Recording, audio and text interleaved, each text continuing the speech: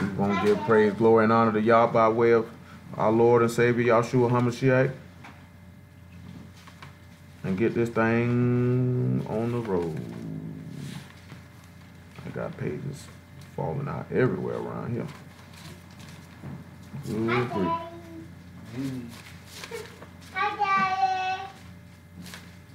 Oh, hold on 1 second. I gotta get my book in order. The pages are falling out. Search the scriptures, for in them you think you have eternal life, and they are they which testifies me. And you will not come to me that you might have life. I receive not honor from men, but I know you, that you have not the love of Elohim in you. That's the key thing we have to start looking at, realizing and understanding that the love of Mashiach got to be in us. Look at John 8:46, since I say that. Just want y'all to look at something that he say. Stop. Or 8:43. John 8:43.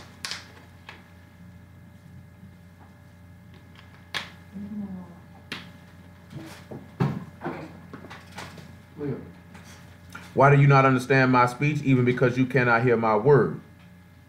You have of your father the devil, and the lust of your father you will do. He was a murderer from the beginning, and abode not in the truth, because there is no truth in him. When he speak a lie, he speak of his own, for he is a liar and the father of it. And because I tell you the truth, you believe me not. Which of you convince me of sin? And if I say the truth, why do you not believe me? He that is of Elohim hears Elohim's words. You therefore hear them not, because you are not of Elohim. So if you are Elohim and you hear words, what could we actually take from that? What's another way we could say that? If you hear the word, that means you will hear the call, right? Or you will hear the sound of the trumpet, right? So come over here to Isaiah 58:1.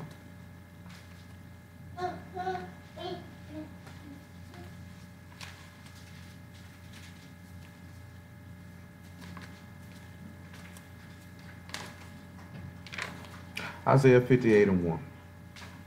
He say, cry loud, spare not, lift up thy voice like a trumpet, and show my people their transgressions, and the house of Jacob their sins. So when we turn around and we look at it, hold on, let's look at Proverbs chapter 1 along with it. Or Proverbs 8, I should say. Right there in verse 1, if I'm not mistaken. Before we come over here and look at 1 Corinthians chapter 1.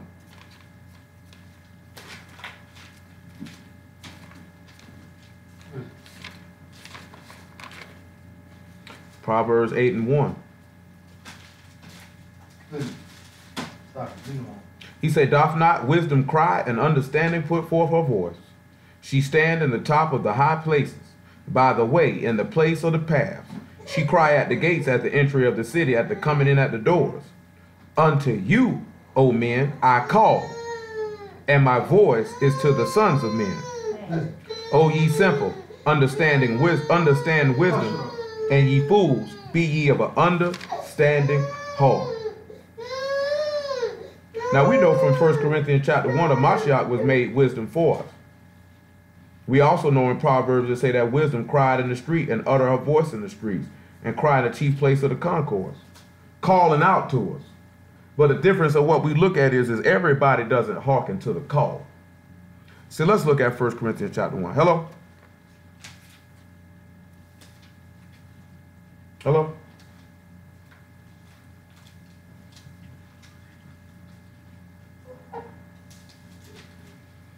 First Corinthians 1:1. Paul, called to be an apostle of Yahshua HaMashiach through the will of Elohim, and Sosthenes, our brother, unto the synagogue of Elohim which is at Corinth, to them that are sanctified in Yahshua HaMashiach, called to be saints, with all that are in every place, call upon the name of Yahshua HaMashiach our Lord, both theirs and ours. Grace be unto you and peace from Elohim our Father and from the Lord Yahshua HaMashiach. I thank my Elohim always on your behalf for the grace of Elohim which is given you by Yahshua HaMashiach, that in everything you are enriched by him in all utterance and in all knowledge, even as the testimony of Mashiach was confirmed in you. Now we're looking at, he say you're called to be a set apart one, a sanctified one. Let's turn around and let's look at somebody who was called to be set apart. Let's look at Exodus chapter 3. If we sitting back looking at if we called to be a sanctified one, a Kodesh one to Yah, that means we would be called to be set apart. We can look at numerous people who were called to be saints. We're going to start and look at Moses first. Exodus 3:1.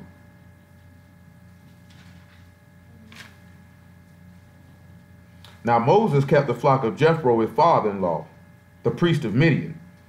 And he led the flock to the backside of the desert and came to the mountain of Elohim, even to Horeb. And the angel of Yah appeared unto him in the flame of fire out of the midst of a bush. And he looked, and behold, the bush burned with fire, and the bush was not consumed. Moses said, I will now turn aside and see this great sight, while the bush is not burnt. When Yah saw that he turned aside to see, Elohim called unto him out of the midst of the bush, and said, Moses, Moses. And he said, Here am I. Hello? How you doing? So when we sit back and look at it now, he just said he called for Moses, right? What did Moses do? Because if you call to be a saint, that means y'all got to call you. It can't be based off nothing you did. Now, what do we know that Moses went and did? Because he called for Moses. He said, I don't know who called. He said, here I go. Let's see what he told him. And he said, let's look at the first thing he told him to do when he called him. And he said, draw not hither, put off thy shoes from off thy feet, for the place whereon thou stand is Kodesh ground. What do you get from that? He telling him to take his shoes off.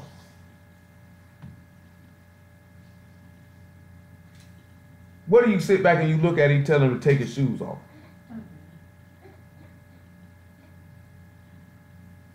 Anybody? Y'all got any idea what that could mean for us, that he'll tell him to take his shoes off? I called you, and then I tell you take your shoes off, because where you standing at, this is a set apart place. This is a set apart area. So you need to remove your shoes from off your feet.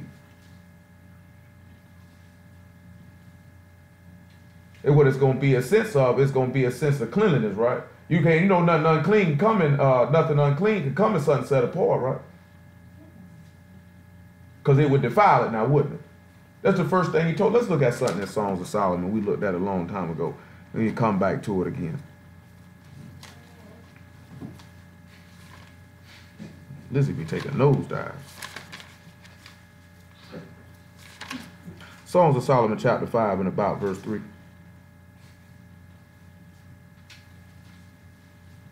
Because he said, if you call to be a saint, the testimony of Mashiach should be confirmed in you. He said, I've put off my coat. How shall I put it on? I have washed my feet. How shall I defile them? Well, let's look at something in John chapter 13 about washing of feet and them being defiled. And let's see how you would defile them. Because if you call to be a saint and you are of Elohim, you will hear the word. John 13 and about verse 10, I should say.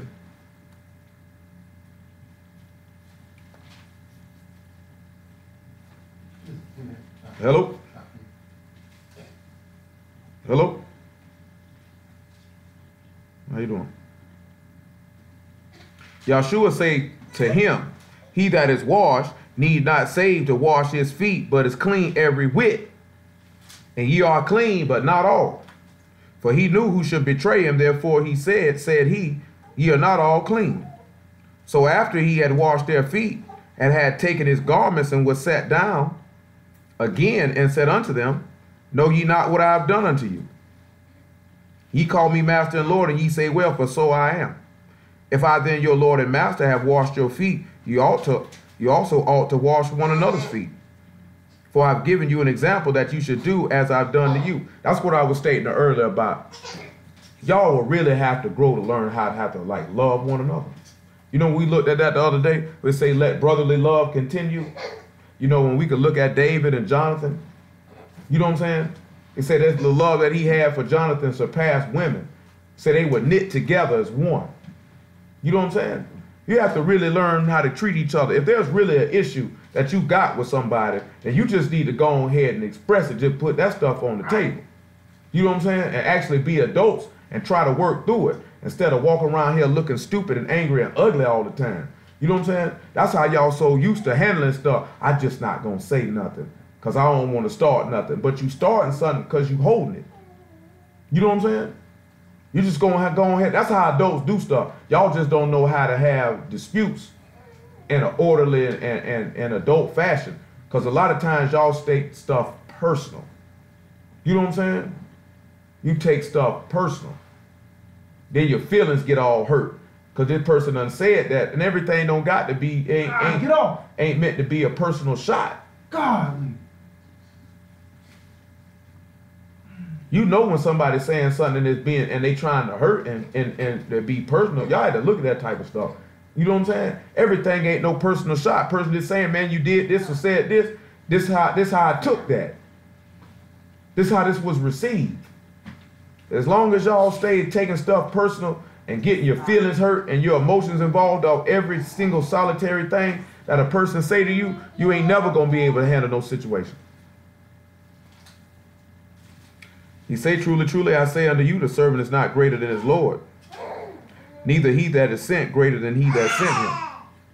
If you know these things, happy are ye if you do them. I speak not of you all. I know whom I have chosen. But the scripture, that the scripture may be fulfilled, he that eat bread with me have lifted up his heel against me. Now we sit back and look at it. He said he washed all their feet. He said, how could he defile them? Well, we know how Judas defiled his feet. How did Judas defile his feet after they were washed? Because didn't Judas' feet get washed too? You think he just washed the 11 feet but didn't wash Judas' feet? Huh? Y'all think he just washed Judas' feet? You think he ain't skip over Judas, did he? But then you got to sit back and you got to look at that. Even though I know this nigga's a traitor and a betrayer, I'm not going to treat him any different. But then on top of that, you sitting back looking at if my feet have been washed, then how am I going to go back and do the things that I once did? 2 Peter chapter 2. Because if you're going to be called, then you're going to wash yourself in Elohim. You're going to have to be able to stand in this place. Stop, Lizzie. 2 Peter chapter 2, verse 19. Make it 18. You're getting real crunk up over there, Lizzie.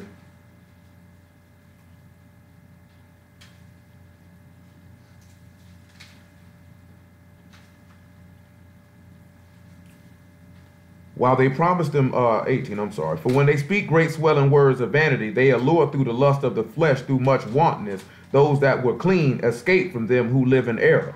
And we sit back and we look at Moses. Him calling us up out of Egypt. Hold what you got. Come over here to Exodus chapter 10. Let me say it's Exodus chapter 10 that I want. He said those that were clean escaped from them that was in error. Hello? Hello?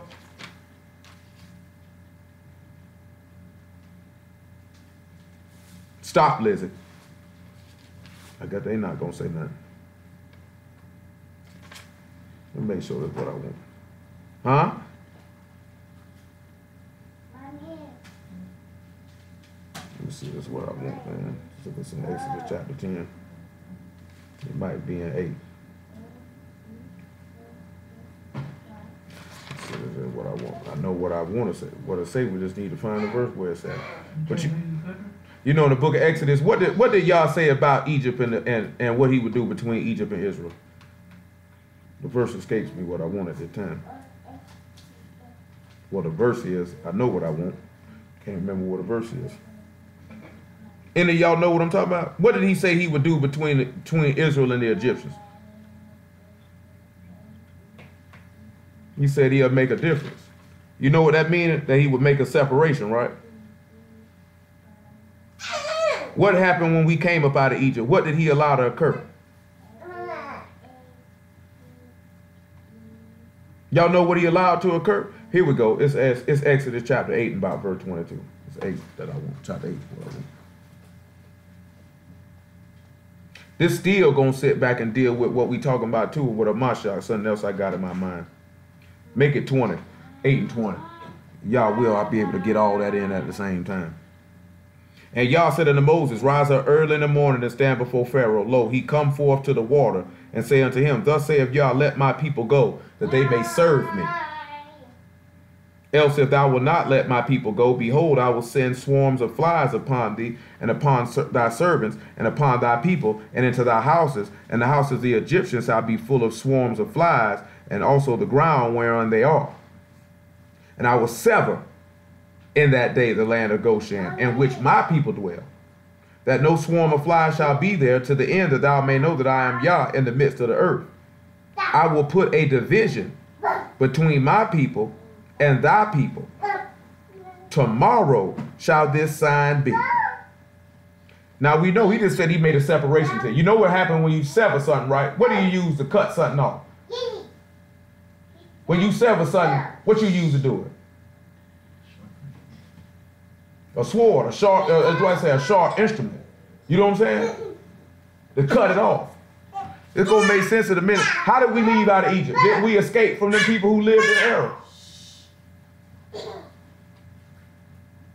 Hold on now. I guess y'all don't know if we escaped from them. Well, let's look in Exodus chapter 12. Let's see if we escaped from them. And about verse 27. Stop.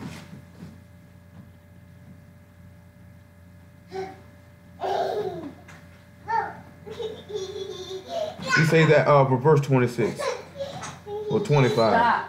It shall come to pass when you come to the land which Yah will give you, according as he hath promised, that you shall keep this service. It shall come to pass when your children shall say unto you, what mean you by this service? That you shall say it is the sacrifice of Yah's Passover, who passed over the houses of the children of Israel in Egypt, when he smote the Egyptians and delivered our houses, and the people bowed the head and worshiped. And the children of Israel went away and did as Yah commanded Moses and Aaron, so did they. And it came to pass that at midnight Yah smote all the firstborn in the land of Egypt, the firstborn of Pharaoh that sat on his throne, unto the firstborn of the captive that was in the dungeon, and all the firstborn of cattle. And Pharaoh rose up in the night, he and all his servants and all the Egyptians. There was a great cry in Egypt, for was there not a house where there was not one dead? And he called for Moses and Aaron by night and said, rise up and get you forth from amongst my people, both you and the children of Israel. Go and serve Yah as ye have said. Come on back to 2 Peter. So those that are clean will escape those that are in error. You sit back and you notice that he called Moses out of that burning bush and told him to take his shoes off, knowing he was dwelling in the land of Midian, because he was clean. He was finna get ready to escape them who were in error. Now we need to turn around. Now we need to turn around and sit back and look at it. If we dealing with this word and we seeking to be made clean, we've washed our feet, how can we defile them? How you gonna sit back and still be fooling with people that are in error? He said, let me read it again. For when they speak great swelling words of vanity, they allure through the lust of the flesh, through much wantonness, those that were clean escape from them who live in error. Now, how are we going to sit back and turn around and see how they allure through the lust of the flesh? What y'all think that could mean?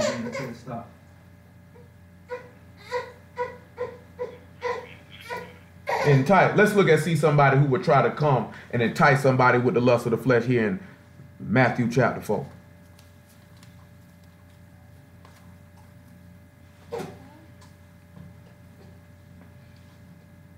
Matthew 4 and 8.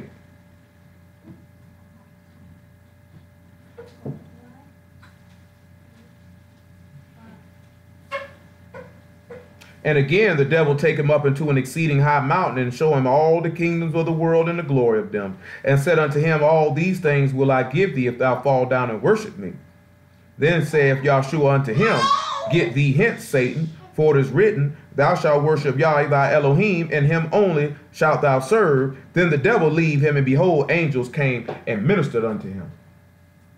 Who else we also can see an example of somebody trying to allure through the lust of the flesh to get them to do something that they wanted them to do? Which goes back to what we were talking about last week about not taking gifts. Anybody come to mind for y'all? Huh? Well, nobody offered Samson anything. Samson seen that woman and wanted her for himself. Remember, he said those that that's who I had in mind, Balaam. Didn't the king of Moab try to allure this man through what he could give him? So I'll give you this, and I'll give you that, and I'll give you this. That's why Daniel, you know what I'm saying? That's what you say now?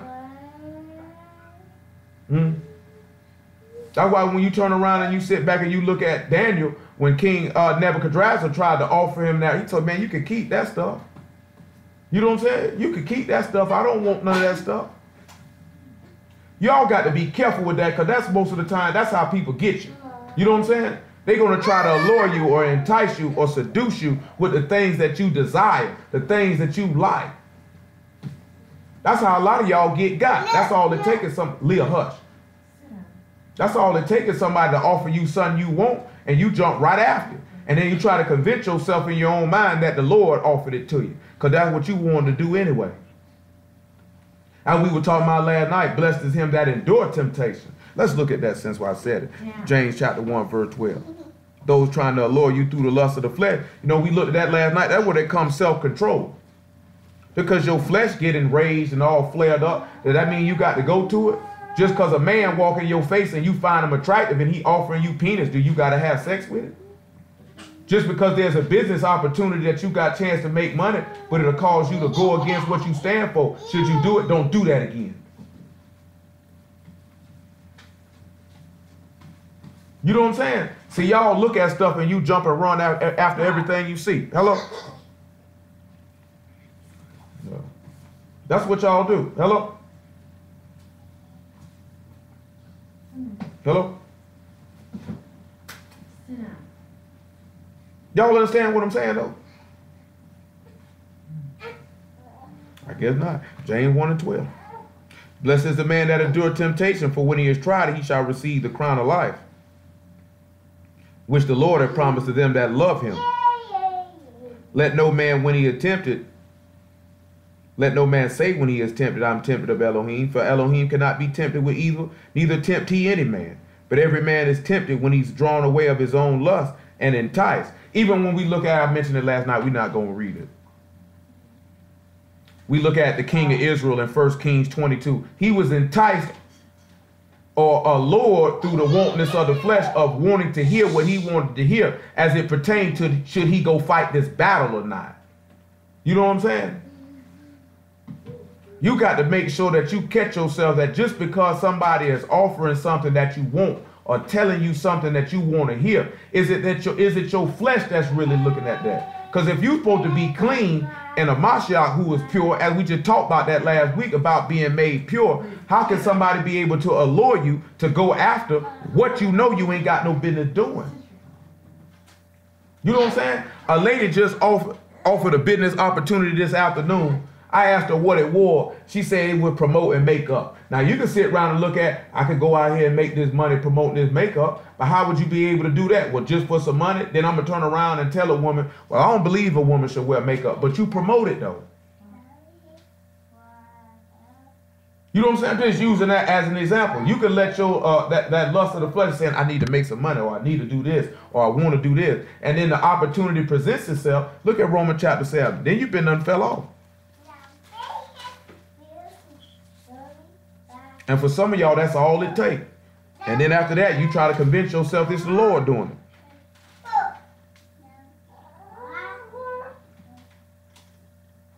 it. 7 and 7. What shall we say then? Is the law sin? Elohim forbid. Nay, I had not known sin but by the law, for I had not known lust, except the law said, thou shalt not covet. But sin, taking occasion by the commandment, wrought in me all manner of conspicuance. For without the law, sin was dead. For I was alive without the law once, but when the commandment came, sin revived and I died. And the commandment which was ordained to life, I found to be unto death. For sin, taking occasion by the commandment, deceived me, and by it slew me. You have to make sure you don't allow your flesh to deceive you.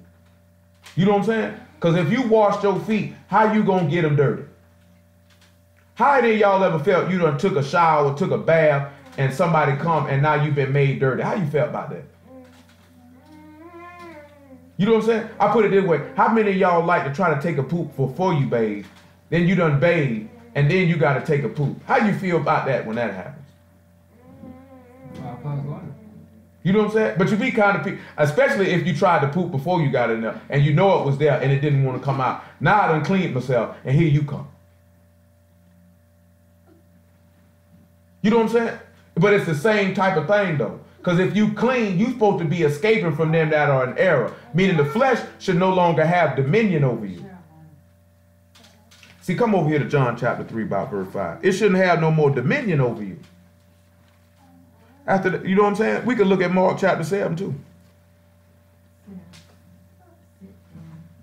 John 3 and 5.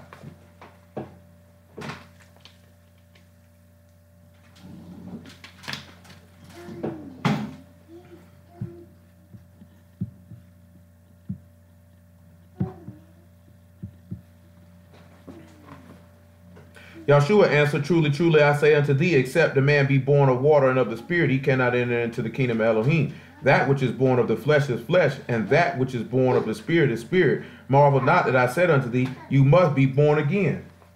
So you're going to have to go from a state of being clean, unclean to being clean. The first step to being doing that is you're going to have to take heed to the call. See, when Moses heard the word, what did he say? Here I am. I'm right here. I'm right here. He said, well, if you right here, get that stuff off your feet, man. This set apart ground. This Kodesh right here, man. Don't come over here and dirty this up now. All that stuff you had with you before you came here, leave it outside of here. You understand what I'm saying? Don't bring that in here. Because if you defile this whole area, then I'm going to have to kill you. Why? Because I'm Yah Elohim. I am without iniquity. There's no perverseness. There's no uncleanliness in him. There's no darkness in him. There's no death in him. There's strictly light. It's strictly cleanliness. It's strictly eternal life. You're going to have to put that stuff off before you come in here. You know what I'm saying? That's what we got to sit back and look at. If you hear the call, that's why you say he that is of Elohim hears Elohim word. You hear them not because you're not an Elohim. You know what I'm saying? He said, why you can't hear my word? You can't understand my speech because you cannot hear my word. See, Moses heard the word and he came. And he followed. That's why he say called to be sanctified one. He called Moses. Which make me think of something about what the Lord said in John chapter 10. Y'all know what the Lord said in John chapter 10. We'll look at it in a minute. But let's look at Mark chapter 7 though. So if we sit back and say, how do I wash my feet? How do I defile them? We're going to show you how you defile them. That means you need to get this stuff up out your heart. Verse 18 of the 7th chapter of Mark. Make it 15. The 7th chapter of Mark in the 15th verse.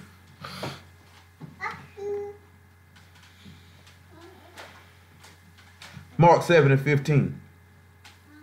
Make it 14. And when he called all the people unto him, he said unto them, hearken unto me every one of you and understand. Because remember, he said, my voice is to the sons of men, right, in Proverbs, that they might understand, right? I'm calling to them. I'm talking to them. There is nothing from without a man that entering into him can defile him. But the things which come out of him, those are they that defile the man. If any man have ears to hear, let him hear. Whoever can hear the call, whoever been called to be a Kodesh one, a sanctified one in Yah, let him hear that. And when he was entered into the house from the people, his disciples asked him concerning the parable. He said unto them, Are ye so without understanding also? Do you not perceive that whatsoever thing from without enter into the man, that it cannot defile him, because it enter in not into his heart, but into the belly, and go out into the drought, and purge all meats? And he said, that which come out of the man, that defile the man. From within, out of the heart of men, proceed evil thoughts, adulteries, fornications, murders, thefts, covetousness, wickedness, deceit, lasciviousness, an evil eye, blasphemy, pride, foolishness. All these evil things come from within and defile the man. If you have escaped from them that are in error, there is no way that you should be having these thoughts and participating in these behaviors. And we read the other day, out of the abundance of the heart, man speak. And we know you just don't speak by what you say. You speak also by what you do. Because that speak even louder. But see, y'all sit back and look at this, what some of y'all do. You act certain ways around certain people. Leave it alone. Your character and what you do, it all depends on who you around. The things that you say all depend on who's present. You ain't gonna say the same things around certain people. It's gonna be different. You're not going to act the same way around certain people. That's how you know you defiled. If you don't escape from them that are in error, when we sit back and we look at the word, let's sit back and look at somebody who escaped from them that are in error. Genesis chapter 9 or Genesis chapter 7. Let's look at somebody who escaped from them that are in error.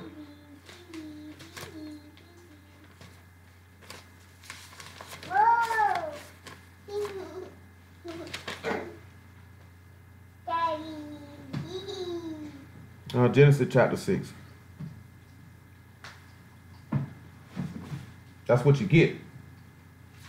Verse 13.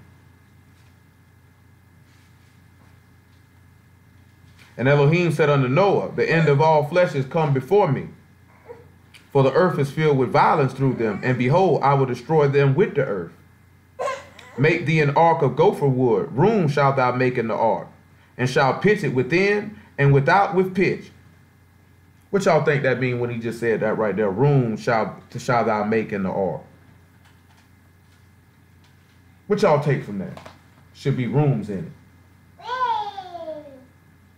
Not only separation in the ark, but if it's rooms in it, what you do in a room? What you do? You dwell there. What did Hamashiach say in the 14th chapter of John?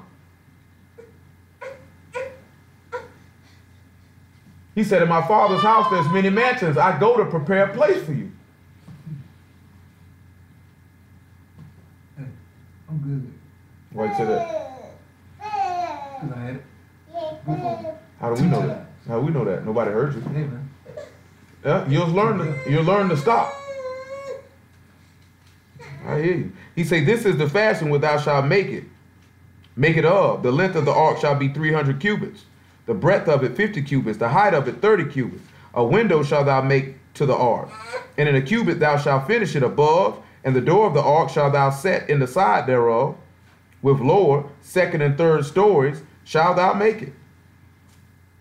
And behold, I, even I, do bring a flood of waters upon the earth to destroy all flesh, wherein is the breath of life from under heaven, and everything that is in the earth shall die. But with thee I will establish my covenant. Thou shalt come into the ark, thou and thy sons and thy wife and thy sons' wives with thee.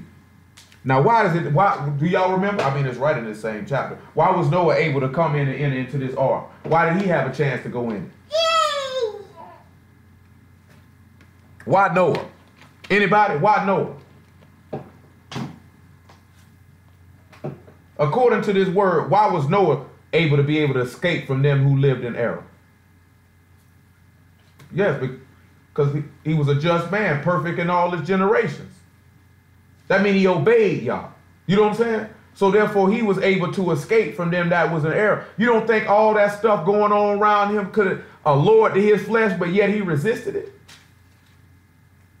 See, let's look at Hebrews 4 and 13 again. I mentioned it last night, but we're going to look at it again. Remember, Mashiach told his disciples in Luke 22, for those of y'all who heard it last night, what he told them? You are they who were with me in my temptations. You were with me when I was tried, when the things of this world were alluring. Hush, Leah. Were alluring to my flesh. If this man say you were with me in my temptations, that means he was tempted just like we are. That means he's seen something. I could have went and did this. We're not going to sit here and be no fool and say and speculate on what he could have been tempted on. But it says he was tempted. He said it himself, did he not? Did he not say himself he was tempted? I guess I'm talking to. So that mean he would. That mean if he said himself he would tempt. That mean he would tempt. That mean he would try. That mean there were things his flesh seen that desired that were contrary to the will of Yah that he denied. Hello, 4 and 13 Hebrews. Neither is there any creature that is not manifest in his sight, but all things are naked and open unto the eyes of him whom we have to do. Seeing then that we have greater high priest that is passed into the heavens, Yahshua, the son of Elohim, let us hold fast our profession. For we have not a high priest which cannot be touched with the feelings of our infirmities, but was in all points tempted like as we are, yet without sin. Even when we look at a Mashiach, all that alluring to his flesh, but he escaped them who lived in error. Why? Sanctify them through thy truth. Thy word is truth. And I sanctify myself by the truth, that they might sanctify themselves by the truth. Go sit down, Stanks. Y'all understand what I'm trying to show y'all? Do you understand what I'm trying to express? Huh? It's mighty silent. I mean, y'all ain't saying nothing. I don't know if you understand what I'm saying or not. I hope y'all don't think I'm asking myself this stuff just to hear myself ask it. We have to understand something. If we're dealing with this word, we're supposed to be escaping from them who are in the world. 1 John chapter 2, since I said it. Which means we'll be separating ourselves. And y'all will, I'm going to get to this matter what I was telling you about. We might look at Isaiah 53. These niggas back on this talking about Isaiah 53 about Israel. I have no idea how you can read Isaiah 53 and get the sons of Jacob out of that. Leah, hush. I don't see how that's possible. But niggas do it every day. 1 John chapter 2, verse 13.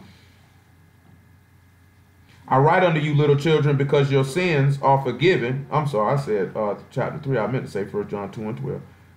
Well, I actually meant to say 2 and 13, but I said 2 and chapter 3. 1 John 2 and 12. I write unto you, little children, because your sins are forgiven you for his name's sake. I write unto you, fathers, because you have known him that is from the beginning. I write unto you, go sit down. I write unto you, young men, because you overcame the wicked one. I write unto you, little children, because you have known the Father. I write unto you, fathers, because you have known him that is from the beginning. I have written unto you, young men, because ye are strong, and the word of Elohim abide in you, and you've overcome the wicked one. Love not the world, neither the things that are in the world. If any man love the world, the love of the Father is not in him. For all that is in the world, the lust of the flesh and the lust of the eyes and the pride of life, is not of the Father, but is of the world. And the world pass away and the lust thereof, that he that do the will of Elohim abide forever. When we turn around and we look at it, Noah didn't love the world. So the alluring to his flesh, he was able to escape it, and it was destroyed. And all those who lusted that, stop. All of them perished. Actually, that's at least my life. You know what I'm saying? Who else I had in my mind escaping? When we look at Lot, it says in 2 Peter chapter 2, Lot was vexed with the filthy behavior of those in Sodom and Gomorrah. He was able to escape them that lived in error. Even all that alluring to the lust of the flesh that was going on there, he resisted it. He was able to escape them. You know what I'm saying? You have to sit back and look at that. If you say you're going to be walking, when we looked at last week, how can a young man cleanse his way but by taking heed according to thy word? If you're going to be cleansed according to the word, how have you not escaped from these people? How are you going back? That's why the writer of Hebrews said, it's impossible for them who have tasted the goodness and have been a partaker of the Ruach HaKodesh to go back. How you end up going back? How do you still have these defiled thoughts in your mind? Why, if after hearing the word for a period of time, your heart hasn't been transformed? Your mind hasn't been transformed. How is it that there's a scant amount of spiritual maturity and growth? You know what I'm saying? You still spinning your wheels, thinking and doing the same ways you always been doing. Don't hit. Leo, get up. Get up. Like, how is that possible? How is that possible? That means you actually didn't take heed to the call then, did you? When he called, see, call up. Isaiah 65.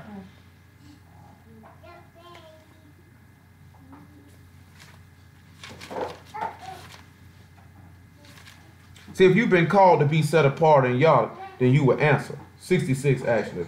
66 and 3. This still gonna turn back around to what I want to hit about with a mashal. Y'all willing. He that killed an ox as if he slew a man. He that sacrificed a lamb as if he cut off a dog's neck. He that offered an oblation as if he offered swine's blood. He that burned incense as if he blessed an idol. Yea, they have chosen their own ways, and their soul delight in their abominations. Leah, hush. I also will choose their delusions and will bring their fears upon them, because when I called, none did answer. And when I spake, they did not hear. But they did evil before my eyes and chose that in which I delighted not. Hear the word of Yah, ye that tremble at his word. Your brethren that hated you and cast you out for my name's sake said, let Yah be glorified, but he shall appear to your joy, and they shall be ashamed. When we sit back and we look, like I was telling y'all earlier, now you dealing with these dudes who say they don't believe in the Lord, and then you go and you try to deal with these people, and guess what they ain't going to end up doing? They're going to end up mocking you. Get down, Leah. They're going to end up hating you. John 15:22.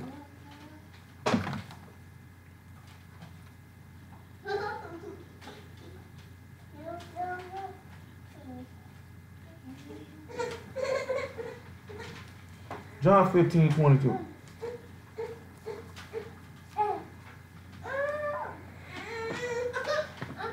Hey, bring it here. Bring it here. Leah, get it and bring it here. Ain't nobody gonna play with it. Lizzie, hush, get up and go to your mama. Nobody will play with it. Go sit down. Hush, Lizzie. Hey, man. Hey, you my kids, right? No, them niggas, that's it. That is it. All right? Hey, I hear you. That ain't his. That's me. Hey, man. She over there beating your daughter up. Hey, man. I let him fight. This nigga here. Lizzie done already slapped Leah in the head. Hey, man. They gotta learn. Man, don't do him trying like that, man. Don't do him like that. Crazy. Nah, don't do him like that. Don't do him like that. I'm telling you, Leah sat on that thing, she walked right up and slapped her right in the head. Yeah. Wow. Cause Leah's like to be a bully. Hey, I didn't say she didn't deserve it. I'm just saying. Hey, man. I let her strike her. And then, hey, don't hit. No. I let him body better a lot, This nigga. nigga here gonna let the babies fight. You dang right. No, I didn't take the toy. They ain't got to fight over it. I put all that to rest. 15:22. That's how I feel about it. Yeah, you're gonna have some knockdown dragouts in here. We can't be doing like what Miss Marie, like Fat Boy Mama used to do when Roscoe and Quarter Bird used to go at it, put the hose on them, so they'll stop unlocking off each other, and two pit bulls in the backyard going at it.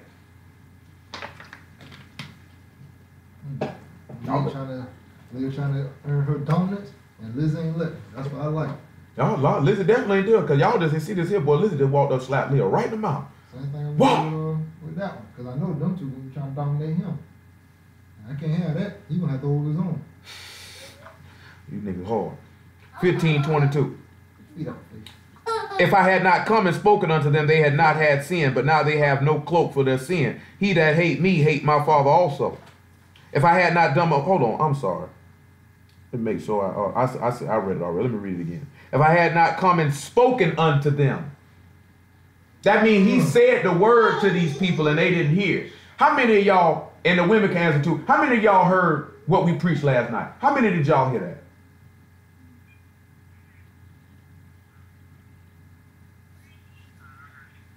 Now, you know, y'all remember one key thing we looked at and what we heard last night? No, I ain't talking about that. I'm not talking about that. I'm talking about what we looked at. You know the one thing we looked at last night? Then we consistently look at when this man say, I will put my words in his mouth. And he that won't hear him, I will require it of him. You know what I'm saying? That means he said, sit back and look at, he say, I sent this man. You know what I'm saying about? I put the words in his mouth. Now when we sit back and we looking at Hamashiach calling you, he calling you with the same word. Because remember he looked at, he said the Ruach HaKodesh testified. And then we look at that Kodesh men of Yah were moved and spake by what? By the Spirit. So the whole time it was the Father speaking. So when the word come, that's Yah calling you. He said, when I called, you didn't answer. When I spake, you didn't hear. You heard the Mashiach say, he that have ears to what? Hear. Let him hear. See, that's what I'm going to be telling y'all. Some of y'all listen, but you don't hear. So you see, usually this is what happens when you listen. When you listen, you hear what you want to hear. You know what I'm saying? You react to what you listening to, and actually instead of actually hearing what somebody's saying, because usually when you listen, you take stuff personal. You know what I'm saying? And your feelings get hurt. When you hear something, you're actually hearing what's being expressed to you. You actually catch what's being spoken to you, and you will actually put it in application what's being spoken to you. You will understand what's being spoken to you. You will not take what's being spoken unto you personal. You will remove your emotions. You will look at it from a standpoint to seeing how is this beneficial to me and what was it this person was expressing to me. That's why he say, if any man have understanding, he that have ears to hear, let him hear. Meaning, this ain't going to be caught by everybody. You know when that man stand up and say, he that have ears, that means he letting you know right now, all y'all not going to catch this. You know what I'm saying? That's the same way I be telling y'all, I can say something to y'all, all y'all don't catch it. You be sitting there wondering, what was he trying to say? You know what I'm saying? Is he talking about me? Why he said that to me? I don't like how he said that to me, because you wasn't listening. You wasn't hearing, you were listening. Usually when you listening, you ready to come back with a retort. You know what I'm saying? And that's why you don't catch what's actually being said to you, because you sitting there, you studying the answer. So there's no way you're going to catch it. So you're going to miss it. And while you run, I'm telling you right now, that's what we look at, why you say be slow to speak. A lot of times you thinking on running your mouth and having something to say, you will never catch what's actually being expressed to you. And when you sit back looking at on what you going to say back, that means you not hearing, you listening. That means you're not actually trying to catch what's being expressed. So when the Mashiach tell these men, if I had not come and spoken unto them, they had not had sin, but now they have no cloak for their sin. Because he told them in John chapter 12, verse 44, man, the word that I speak, that word gonna judge you in the last day. My Father gave me a commandment what I should say and what I should speak. He tell me what to say. You know what I'm saying? You know, he told Jeremiah, go unto him and speak my word and don't diminish. Not a single solitary word I say unto you. Even Balaam told him that. I can't add to it. I can't take nothing away from it. Oh. So y'all got to sit back and look at that. When the word of Elohim comes, do you hear it? Do you understand it? Do you have ears to hear what this man telling you? Or when this man speak, you don't answer. And when he call, you don't hear. That means your sin ain't no cover for it. You exposed. You won't get that fig leaf to cover your iniquity like we see in the law. You understand what I'm saying? With me, in actuality, there's no way you could escape them who are in error, because Noah heard. You know what I'm saying? So what did he do? He built that ark, didn't he? Huh? Lot heard. So what was he able to do? Get out of Dodge. You understand what I'm saying? Moses heard. So what was he able to do? Get ready to work them wonders and be a similitude of a judge and a deliverer to get Israel out of Egypt. See, we heard the call when he say, take that blood of that firstborn lamb, put it on your doorstep so you could get from the Egyptians, because they lived in error, even though they were luring us through the wantonness of the flesh. Because what did our ancestors say? We had cucumbers, we had leeks, we had melons, we had this when we were in Egypt, we had this when we were in Egypt. See, they were looking at all the things of the flesh. But see, Caleb and Joshua, son of Nun, they sitting back looking at, we spied out that land, man. It's just like he said it was, a land full of milk and honey. We can take it. See, they were able to escape them who lived in error. That's the whole objective of why we're dealing with this word, is to escape them who live in error. And the only way you're going to be able to do that is if you take heed to the call. He say, called to be sanctified one. You think he ain't called Moses to be set apart? Huh? You think he ain't called Noah to be set apart? You think he ain't called Lot? I ain't even looked at Abraham yet, because he told Abraham to get from what? Out of his father's house, didn't he? Oh. Let's look at Genesis chapter. Hold on. Let me read verse 23 and 24 before we get over there to Genesis chapter 12. He that hate my father, he that hate me, hate my father also. If I had not done among them the works that none other man did, they had not had sin, but now they both seen and hated both me and my father. See, most of these sinners who like they call themselves non-messianic, they hate this man, don't realize they hate y'all. All the man came and did is just said what the word say. Ain't that's all he did? All he did was just come and say what the word say. No. Yeah. He didn't say nothing different. Genesis chapter 12. Everybody talking about Hamashiach changed this, he contradict this. He ain't contradict nothing. You just contrarily stupid. That's why he say all the workmen supposed to study to show themselves approved as a workman under Elohim, rightly dividing the word of truth. How many of y'all brothers and sisters think people out here can rightly divide the word of truth? You think most of them can do it?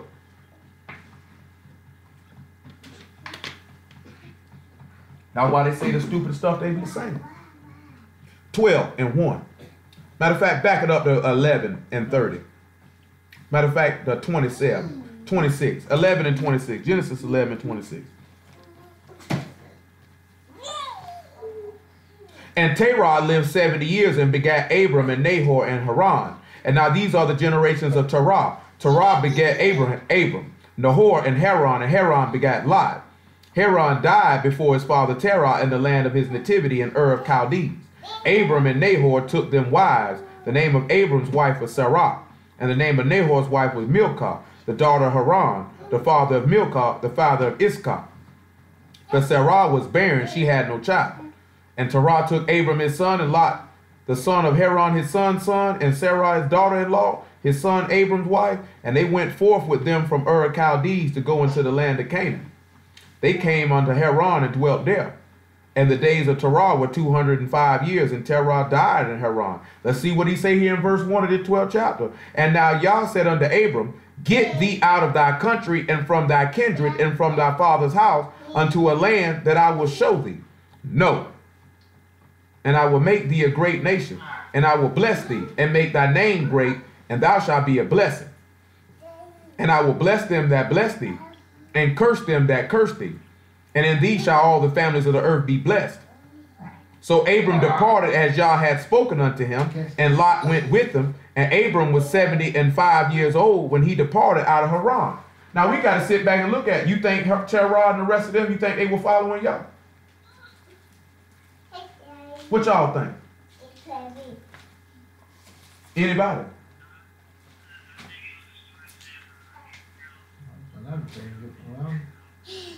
Yeah, that's not written in the law. That's in one of them other books. Yeah, also not told him get around. Also not told him get around. Yeah, just like you should say the same thing Dwight said. Obviously, we could ascertain from what we read that more than likely they weren't, because he called him to come out from among them. You see what I'm saying? He just called him to come out from among them. He was calling him to be a saint. When you get called to be a saint, that means you're going to have to separate. You're going to have to separate. That means certain people and things and places going to have to be left behind. You know, that's a hard pill for people to swallow. When we look at what Amashah, when he came up to a disciple, what did he tell him every time he picked one of his disciples? What did he told him? When he seen Matthew sitting at the tax collector, sitting there, what did he tell him? When he seen Peter, what did he tell him? Come on, this ain't that hard. Follow me. That means he called them. He walked right past Matthew and said, follow me. He was calling to be a sanctified one. He was calling him. And what he did, he got up and went with him, didn't he? Left everything behind. You know what I'm saying? See, let's look at Philippians 3 and 8. Matter of fact, hold on. Hebrews 11 and 8 first. Boy, I'm talking about, boy, you being here, let me thank you, they personal jungle gym. It happens as soon as I walk through the door. Especially it stinks. I'm talking about as soon as I walk through the door. 11 and 8. Ain't No half step. Yeah. Like Big Daddy Kane. Get out that garbage can, Lizzie. That's like him take a bath, ain't none of that. It's not funny. As soon as I put my bag down. He said, by faith, Abraham, when he was called to go out into a place which he after received for an inheritance, obeyed. And he went out. Stop hitting. Not knowing whither he went. Hold on, y'all. This is just got to work. Go in your room. Go on now.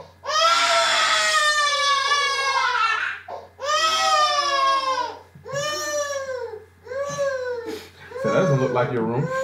Keep going. That's not your room. Keep going. Go to your room. Hold on, man. Yeah, you know where your room at. All right, Hebrews 11:8. By faith, Abraham, when he was called to go out into a place where he should, after receiving for an inheritance, obeyed. Stop. And he went out, not knowing whither he went. By faith, he sojourned in the land of promise, as in a strange country, dwelling in tabernacles with Isaac and Jacob, the heirs with him of the same promise. Now we sit back and look at it. He say when he was called, he left to receive a promise. Now you sit back and look at it. If you think y'all calling you from those that are in error, and we still hold in 2 Peter chapter 2, don't you think that mean that you will be called to receive a blessing and inheritance like your father Abraham was called to do? What y'all think? Yeah. So do it make sense that you still trying to go back and fool with this person, or fool with this place, or fool and this, or do this right here and do this right here when he calling you away from that? That doesn't make any sense now, does it? I don't even remember what I wanted before Lizzie went to Holland. My whole mind got thrown off. Yeah, it really did. My whole mind got thrown off. But look at 2 Corinthians chapter 6 and about verse 17. Matter of fact, look at Isaiah 52 first. Come on, Lizzie. This is what Paul was quoting in 2 Corinthians chapter 6. Let's just look at Isaiah 52 first. Verse 11. Car all the way back here. Yes. Come here. She's not coming. Depart ye, depart ye. Go ye out from hence. Touch no unclean thing. Go ye out of the midst of her. Be ye clean that bear the vessels of Yah. If we sit back and we look at Moses, couldn't we say that Moses was a vessel of Yah? Wasn't he a vessel of the word? Ain't that who he used to bring the word? Ain't that who he used to bring the people? So when he told him, take them shoes from off your feet as a vessel of Yah, you got to be clean before you step on the ground. You're going to have to depart. You're going to have to depart. You can't touch no unclean thing. Take them shoes off your feet, man. Now y'all got to sit back and look at spiritually. If y'all seeking to come into a Mashiach in that Kodesh ground to dwell in him and he to dwell in you, you're going to need to take them shoes off your feet. You know what I'm saying? This set apart ground. Take that stuff off. Put that old man off. Since I said it, Ephesians chapter 4. See, that's the thing that y'all not doing. That's why you still defile. That's why those things we read in more that well up in your heart, the things that defile you, that's why they still defile you, because you haven't put them off. 4 and 18. Oh, let me find the page. She is missing. The page is missing. Give me a moment to find it. One of these loose leaf pages. Oh, is that it? That is not it. It's one of these. It is not one of these. Let me see that one of those you got over there, Lamar. That page happens to be MIA right now. Didn't you bring two of them in here?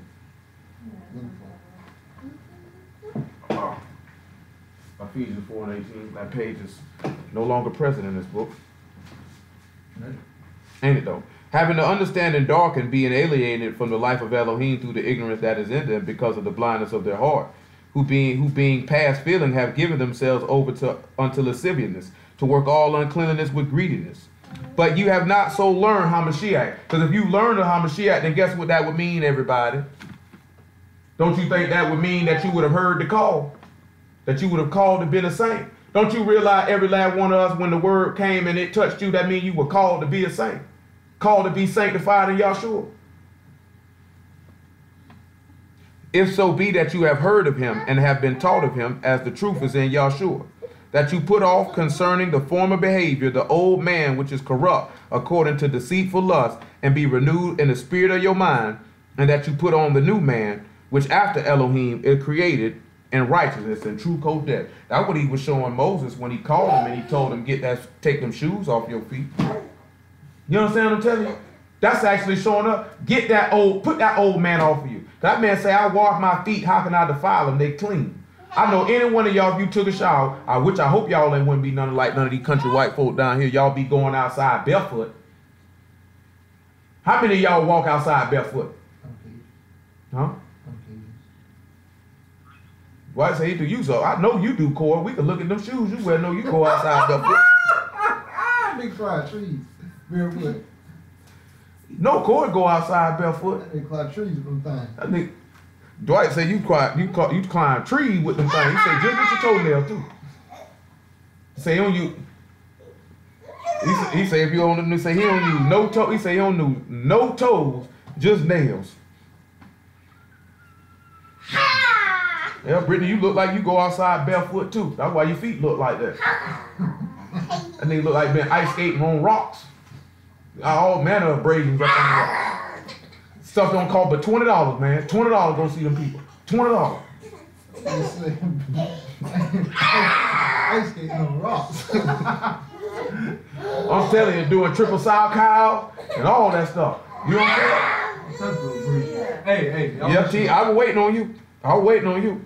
Because I know you like to step out the door barefoot too. She got all types of splinters. I'm telling you. They were like, they say, nigga say, how you got splinters in your feet? You know what I'm talking about? Hey, boy, I'm talking about that. You know you country. You go outside the door, outside with no shoes on.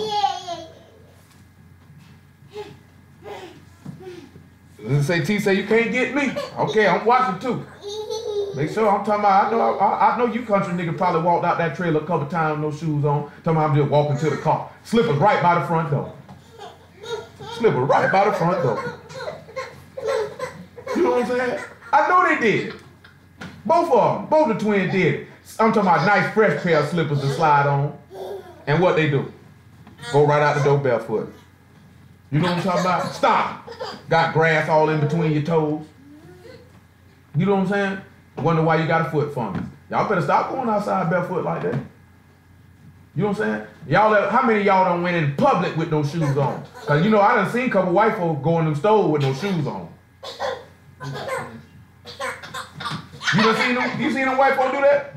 I'm telling you, I done been in the grocery store, white folks be in there, no shoes on. Let me find out some of you niggas walking around here in public with no shoes on. Listen. Talking about I'm just running inside to get the gas. I had kicked my shoes off.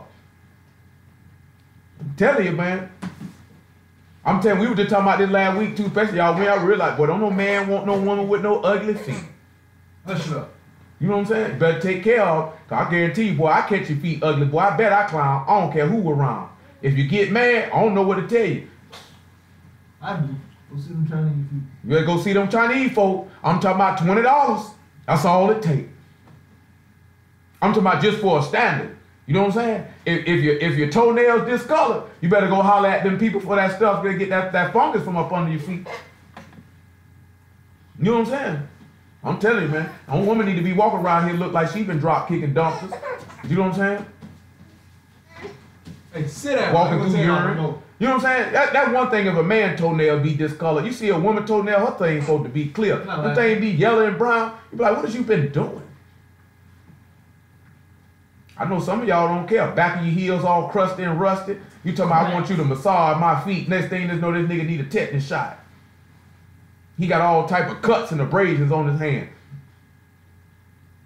You know what I'm saying? We glad Corey wasn't there on Passover. All of us would have been sick.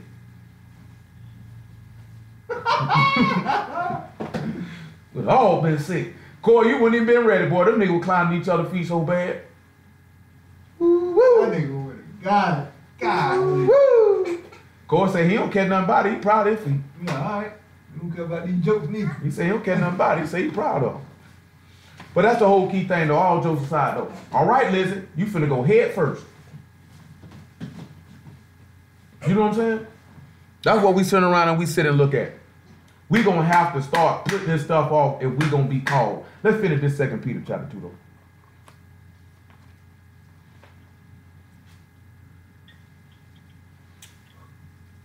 When you called to be a Kodesh one of y'all, it's things that come along with that. It's a high calling that Paul said in Philippians chapter 3, which we'll look at in a moment.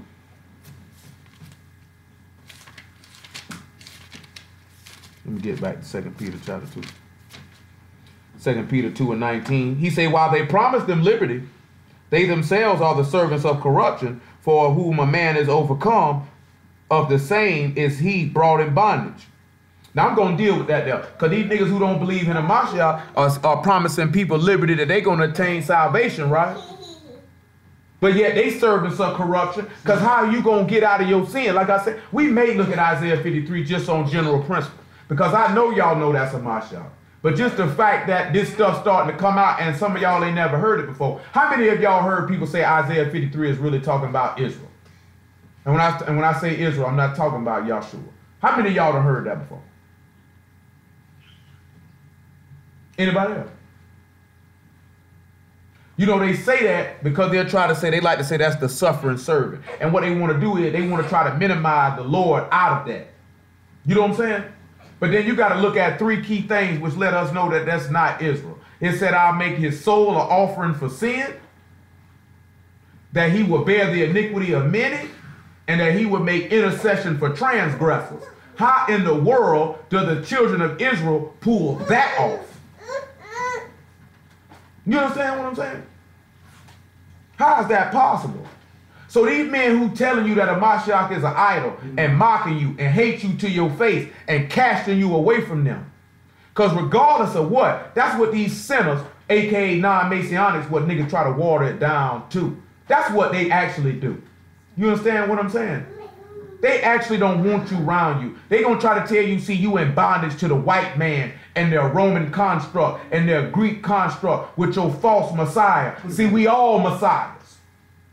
See, I was talking to Troy about that last night. And y'all will, I may have to go through this book and show you every man who was anointed and how they actually were pointing to the true Mashiach. And that not all us are Mashiach. All us are not anointed ones. We would be anointed ones through the anointed one, because he would be giving us the anointed, which is his spirit. You understand what I'm saying? Because we sit back and look at it, they'll say, see, David was an anointed one. Jehu was an anointed one. They'll name all these people. You know what I'm saying? All these men were a testimony of a Mashiach. He is the anointed one. You know what I'm saying? Have any of y'all ever heard that when somebody say there are many anointed ones, we're all messiahs? Any of y'all ever heard that before? See what that is? Go ahead. That's the alluring of the flesh. You understand what I'm saying? See, the purpose of a so-called one world religion or deist, so to speak, the same thing with these so-called non-Messianic, these sinners, these unbelievers, these transgressors is they try to make you believe that you are God. Yeah, I'll go play in the room. See, they'll read Psalms 82, ye are gods and sons of the Most High. In the back. We'll play in the back. You know what I'm saying? And they'll see that, see, we gods. But what they didn't sit back and realize was he was talking about making you the sons of Elohim through his son. See, you can't, as we've been looking at what the word of the king is, there is power. As we preached on last night, you can't get that power without the faith, because that is the gift, because that's the oath of Elohim. That's what he promised. That's what he swore in his name to give. When we turn around and we look at it, we lack this power because we don't believe. We actually hear the word, it doesn't activate nothing in you. See, when the call came to Abraham, something activated in him. When the call came to Moses, something activated in him. When the call came to Noah, something activated in him. When the call came to the apostles, something activated in him. When the call came to the Yahudim, to some of the Jews, because everybody didn't disagree with him, right? A lot of people believed on him too. Something activated when that word that was preached came. See, look at John chapter 12. Hold on, let me finish this verse 20. For if after they have escaped the pollutions of the world through the knowledge of the Lord and Savior Yahshua HaMashiach, and are again entangled therein and overcome, the latter end is worse with them than the beginning. For it had been better for them not to have known the way of righteousness than after they have known it to turn from the Kodesh commandment delivered unto them. But as it has happened unto them according to the true proverb, the dog is turned to his own vomit again, and the soul that was washed to her wallowing in the mire. As Pale mentioned earlier, people he's seen who claim to believe in a Mashiach at one time, when they flip and discard them, he say it's like they get worse. You know what I'm saying? They go to cussing, All type of stuff go to happening. You know what I'm saying? They no longer feel the need, as they done turn from that code and commandment. We looked at it last night. What is that commandment? He said, what is the work of Elohim? Believe on him whom he hath sent, who Elohim the Father hath sealed. You understand what I'm telling you? His commandment was to listen to his son. So if you've heard the knowledge and you heard the word of HaMashiach, he was preached unto you. You were shown how he walked. You were shown what he came to fulfill. You were shown how he was king, Lord and Savior, and the sanctification that comes through faith in him. And you turn from that, what makes you think it's going to be better for you? Now, for those who know, for the two people who used to roll with us and they turned and went back, it's worse for them.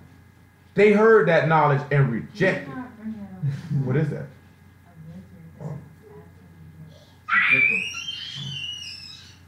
Go away.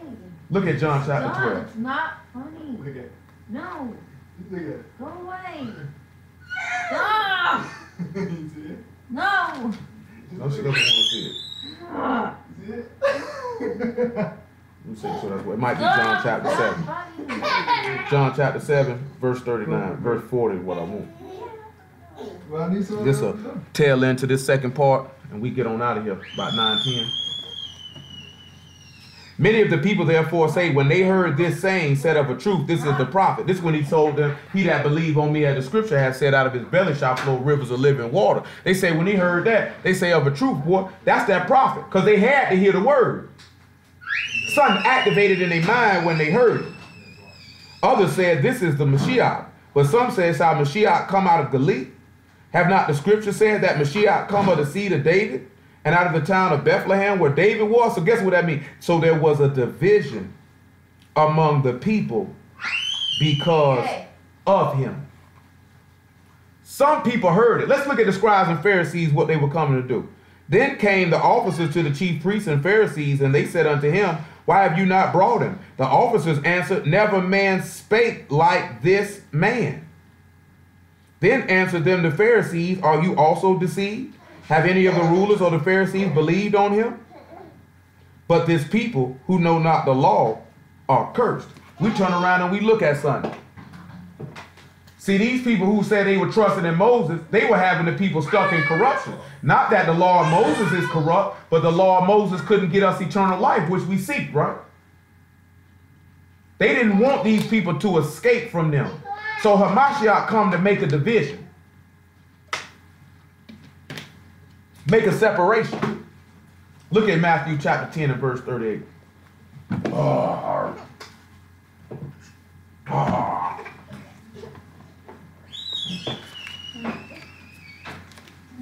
Matthew 10 and 38. That's a little low where I want it. Verse 34 is actually what I wanted. Think not that I come to send peace on the earth. I came not to send peace, but a sword. For I come to set a man at variance against his father, and the daughter against her mother, and the daughter-in-law against her mother-in-law, and a man's foe shall be they of his own household. Where can we look at and see where somebody came not to bring peace but a sword, but to set people apart from each other? Where y'all think we could go look and find that? Anybody? Anybody? There you go. Exodus 32. You know, if HaMashiach said it, we got to see somewhere about it in the law.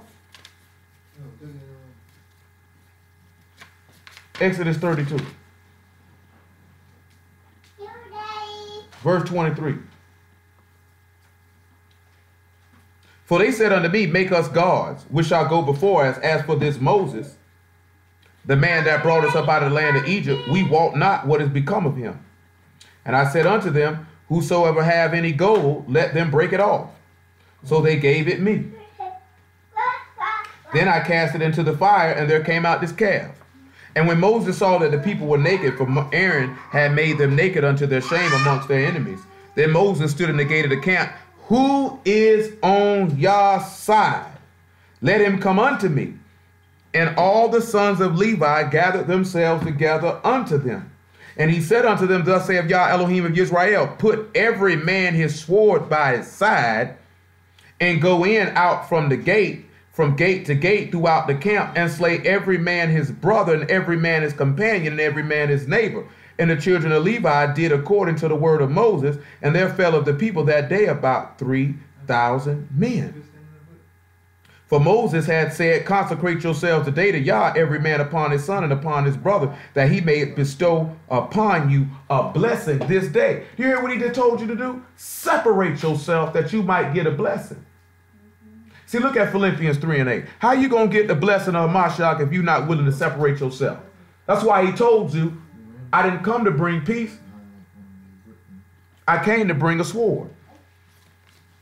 To set a man at variance. Don't we see Moses setting people at variance right there in the law?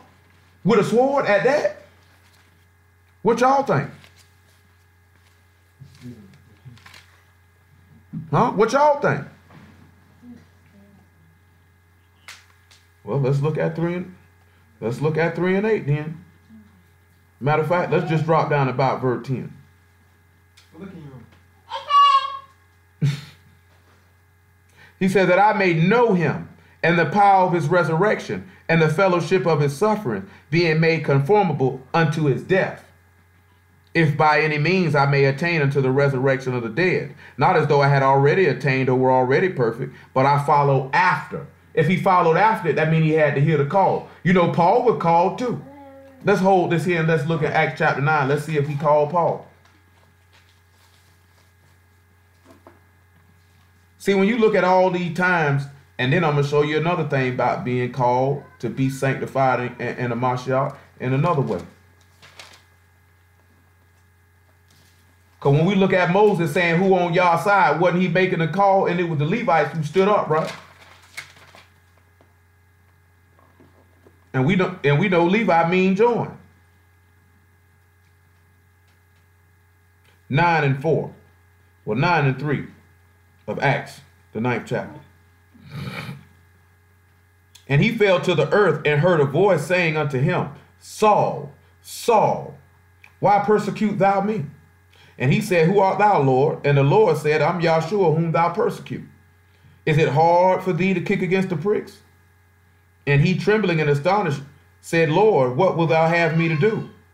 The Lord said unto him, Arise and go into the city, and it shall be told thee what thou must do. And the men which journeyed with him stood speechless, hearing a voice, but seeing no man. Because guess what that means? Paul heard the call then, didn't he? Paul was being called to be a sanctified one. Let's look in the 22nd chapter of Acts and let's confirm it. In the 13th verse.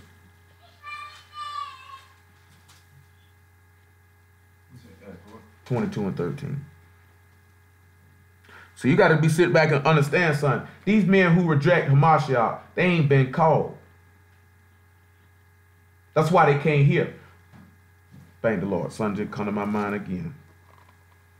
Come unto me and stood and said unto me, Brother Saul, receive thy sight.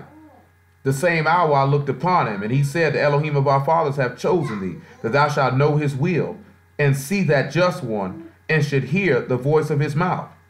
For thou shalt be his witness unto all men of what thou hast seen and heard. If you're going to be able to hear the voice of his mouth, that means you will hear the call. Didn't he say, hear the word of Yah, ye that hear his word?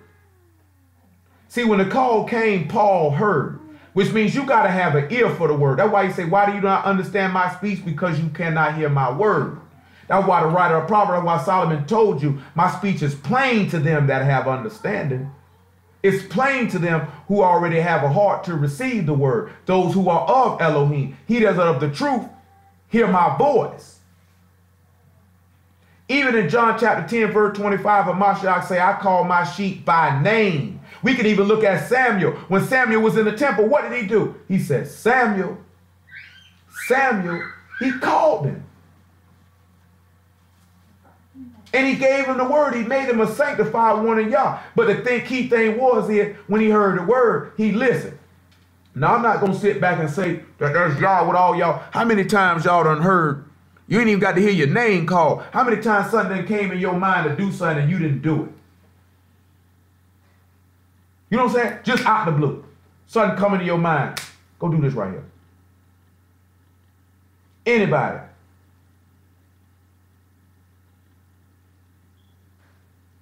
So nobody. What about you? Oh, yeah, all the time. Huh? You little mama? Do you listen every time? I try to now. Every time I didn't listen to it, something bad would happen. Something bad happened every time both of y'all did it.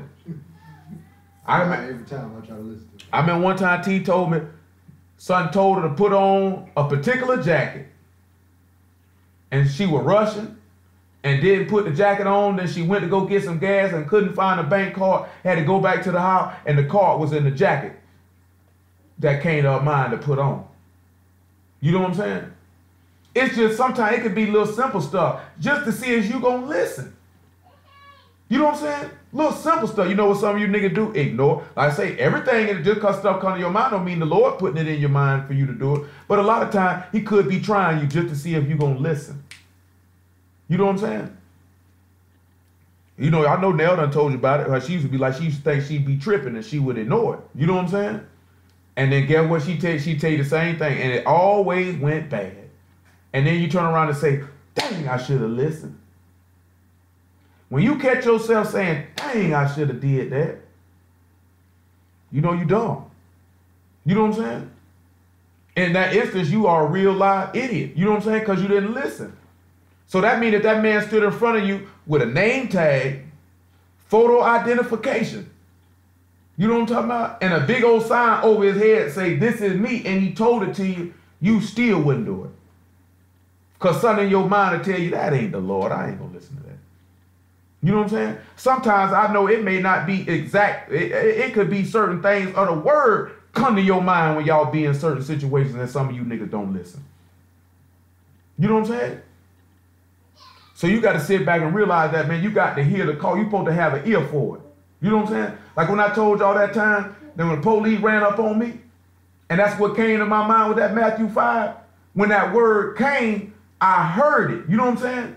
I went and did what it said to do. That's what we had to sit back and look at. If you're going to call to be set apart to y'all, when that word comes, you ought to move. Everybody don't have an ear for it. Y'all know this. Y'all know you could put 50 people in a room and only 5 of them going to do it. Only 5 of them going to have a heart to seek out what the word is actually talking about. Everybody don't have an ear for it. You know what I'm saying? If the man calling you, you ought to listen. Listen what he say now. Back in Philippians chapter 3. We got to get out of here. Out of here. Where we start that? About verse 12. Not as though I already attained, either were already perfect, but I follow after, that I may apprehend that for which also I am apprehended of Yahshua HaMashiach. Brethren, I count not myself to have apprehended, but this one thing I do, forgetting those things which are behind, and reaching forth unto those things which are before, I press towards the mark for the prize of the high calling of Elohim and Yahshua HaMashiach. What's that prize? What's the prize?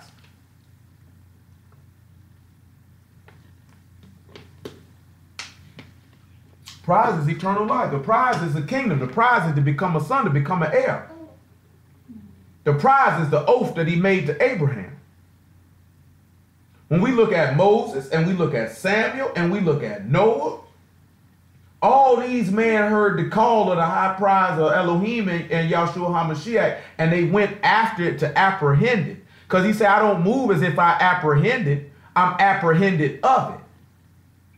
See, look at Zechariah chapter 9. You know what he's trying to say when he say, I haven't apprehended, but I'm apprehended of. Meaning I'm apprehended of the promise, even though I haven't got it yet. You understand what I'm saying? I guess not. Zechariah 9, we'll look at Hebrew chapter 11 right after this. Zechariah 9, verse 10, or verse 11. As for thee also, by the blood of thy covenant, I have sent forth thy prisoners out of the pit wherein is no water. Turn ye to the stronghold, ye prisoners of hope. Even today do I declare that I will render double unto thee. That means they prisoners of hope. That means they apprehended of Yahshua HaMashiach. I'm a prisoner of faith. I'm a prisoner of the Son. This is my hope. You know, we looked at that last night, right?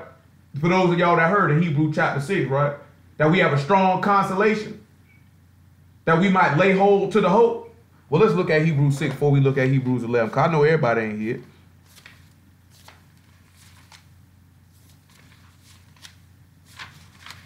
You know, in Romans chapter 4, Paul wrote that our father Abraham had hope against hope, that he might be able to apprehend what was promised to him. If you say you come into the high call of Hamashiach, you would lay hold on that hope because you have been taken capture or taken prisoner of that hope, even though you haven't received that promise. See, when we look at verse 19, well, verse 18, well, verse 17 of Hebrews chapter 6, wherein Elohim, willing more abundantly to show unto the heirs of promise the immutability of his counsel, confirmed it by an oath, that by two immutable things in which it is impossible for Elohim to lie, we have a strong consolation. What's another word you could use for consolation? Or what does consolation mean? I asked this last night too. What does consolation mean? To be comforted. You know what I'm saying? We know that Romans 15 and 4 say the scriptures were written aforetime for our learning, that through comfort of the scriptures we might have hope. You know what I'm saying? Your hope should be in Yah when you hear the calling of his word. And then when that sword coming to separate you from these people. You know what I'm saying? As he says it all the time in Matthew 13, to sever the wicked from among the just. Even in the law, he said to separate the clean from what? The unclean. Ain't that what he told you? To make a difference, a division, a separation. He said, I severed you from amongst other people that you could be mine. Because I'm calling you to be a Kodesh one, a sanctified one, a saint, and Yahshua HaMashiach, our Lord and Savior. When the word comes, it's calling us so we can be sanctified in this man, set apart in this man. But you're going to have to hear the word for that to happen. He said we might have a strong consolation who fled for refuge to lay hold upon the hope set before us, which hope we have as an anchor of the soul, both sure and steadfast, which enter into that within the veil. Whether the forerunner is for us entered, even Yahshua, made a high priest forever after the order of Melchizedek. This is our hope. We're prisoners of hope. We are slaves to this hope. We are in bondage to this hope. So even though we haven't apprehended the reward, we go after it because we're apprehended of a Mashiach. We've been captured for his sake. You understand what I'm saying? Same way Joseph was apprehended for the hope. You know what I'm saying? No matter that the fact that he was incarcerated in Egypt, his hope was still to the Most High, wasn't it? Even with Daniel, he was apprehended because of the hope that he had in the Most High. They say you can't pray to another power for 30 days, but he was apprehended of that hope. He said, I might not see us going back to the land from Babylon, but I'm apprehended of it. I might not see it. I'm apprehended of it. Even Jeremiah being incarcerated, he was apprehended of the hope. He knew we were going into captivity. I might not see them come back, but I know we going back. You understand what I'm saying? Hebrews chapter 11.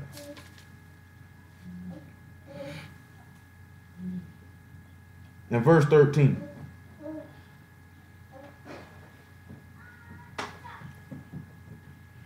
These all died in faith, not having received the promises, but having seen them afar off, and were persuaded of them, and embraced them, and confessed that they were strangers and pilgrims on the earth. For they that say such things declare plainly that they seek a country.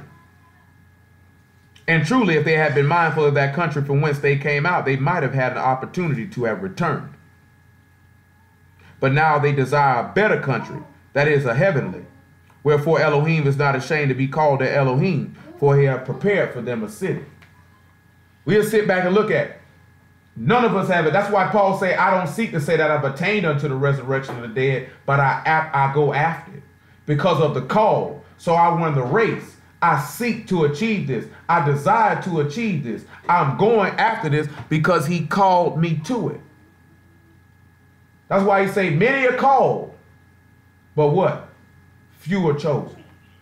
Few are chosen. The word go out and many hear it. You understand what I'm telling you? but only a few. I mean, many. The word come out, but no many have ears to hear. Many listen to it, but not many hear. Few actually hear.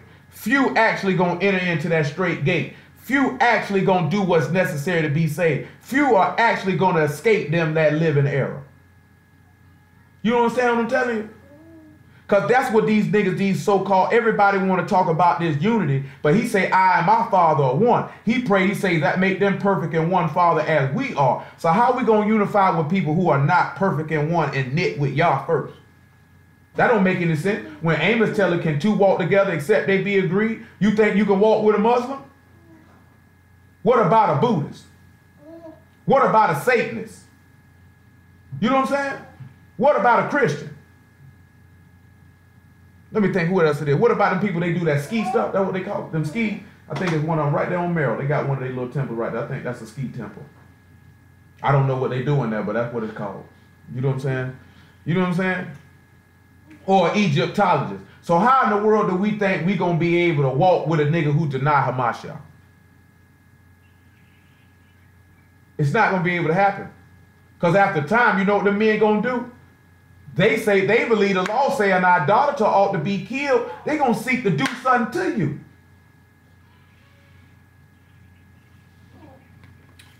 But hold on. John chapter 11. Well, I don't know what that is. You need to do something with it. John chapter 11 verse, no, I'm telling you, all type of snot boogers in there. John 11:38.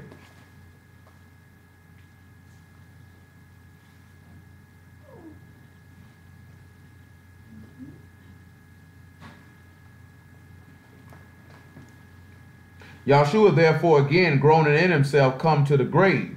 It was a cave, and a stone lay upon it. Yahshua said, take ye away the stone, Martha.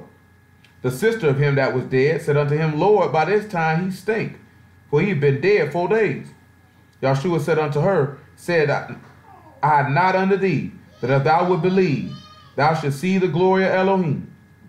And they took away the stone from the place where the dead was laid. And Yahshua lifted up his eyes and said, Father, I thank thee that thou hast heard me. And I knew that thou hear me always, but because of the people which stand by, I said it, that they may believe that thou hast sent me. And when he had thus spoken, he cried with a loud voice, Lazarus, come forth. And he that was dead came forth, bound hand and foot with grave clothes. And his face was bound about with a napkin. Yahshua said unto them, loose him and let him go. Why do y'all think we came here to read this? What should make y'all think why we came here to read this?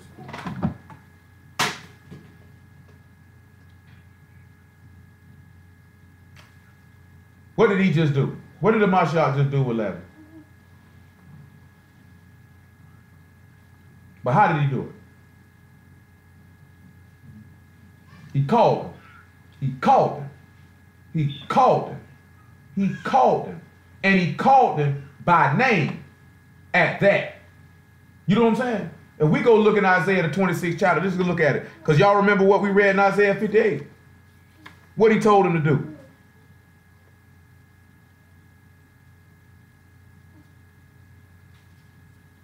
But he told him to do what first? He told him to cry aloud. Let me make sure that's the verse chapter. I'm sorry, it's 27 that I want.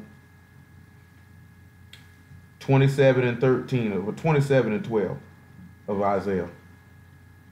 And it shall come to pass in that day that y'all shall be off from the channel of the river unto the stream of Egypt, and you shall be gathered one by one, O you children of Israel. It shall come to pass in that day that the great trumpet shall be blown, and they shall come which were ready to perish in the land of Assyria, and the outcasts in the land of Egypt, and shall worship Yah in the Kodesh Mount at Jerusalem. Let's look at 1 Thessalonians 4 and 13. Probably about 15. He said that great day, a great trumpet gonna be blown. He said to cry aloud like a trumpet, or give a great noise, a great shout, for these people to get up, to be called. That means for these people to get up out this grave, they had to hear the word before they died, which means they had to go after it, which means they had to put them shoes up off their feet, which means after they washed their feet in the pureness of the word, they didn't defile them no more. They didn't go back to sin. They put that stuff off. they remain clean to escape from them who are defiled. You got to look at that type of stuff. Verse 14 of 1 Thessalonians. For if we believe that Yahshua died and rose again, even so them also which sleep in Yahshua will Elohim bring with him. For this we say unto you by the word of the Lord, that we which are alive and remain until the coming of the Lord shall not prevent them which are asleep. For the Lord himself shall descend from heaven with a shout, and the voice of the archangel, and with the trump of Elohim, and the dead in the Mashiach shall rise first. So that's what that means. Guess what that means then? What does that mean then? If the dead in the Mashiach going to rise first and he going to give a great shout by the voice of the archangel, what does that mean? What does that mean? Don't nobody got no idea what that could mean? What you say? What it meaning is this. Only those who got an ear to hear is the only ones gonna get up then. That means you would have had to have an ear to hear the word before you laid down. You understand what I'm saying? Because we already looked at last night for some of you to hear, and I told you this before. What's the only thing gonna raise you out of the grave? See, come over here to John chapter 6, verse 63. What's the only thing gonna get you out of the grave? What? Having a spirit. If you had a spirit, then what that means dwelling in you. The Ruach dwelling in you, so what that mean is in you then. That mean the word is in you. Just the same thing, but that's what I'm looking. The word is in you. John 6 and 63. So if the word was in you, that means you heard the word before you died. So you mean to tell me you wouldn't hear the word when he come back to get you up? He say, my sheep hear my voice and they follow me. They gonna hear my call. Y'all know full well if you call any of y'all that got children and you call for your children, you don't think they know your voice and they move?